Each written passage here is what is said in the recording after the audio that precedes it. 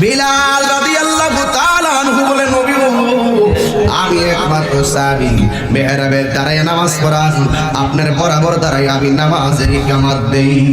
ও নবী, আমি হইলাম আপনার গোলাম, কিন্তু আমার চেহারাটা বিশ্রী, আমার চেহারাটা কালো, আমার দাঁতগুলা উঁচা উঁচা, জিহ্বাটা বড় কাটা।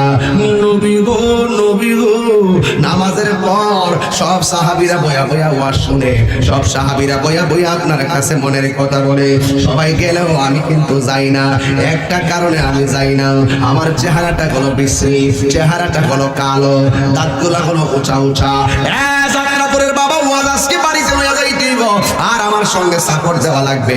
আল্লাহ চেহারার দিকে তাকাই না, আল্লাহ বডির দিকে তাকাই না, আল্লাহ রাব্বুল আলামিন বডির দিকে তাকাই না, আল্লাহ রাব্বুল আলামিন মানুষের শরীরের দিকে তাকাই না, আল্লাহ রাব্বুল আলামিন তাকায়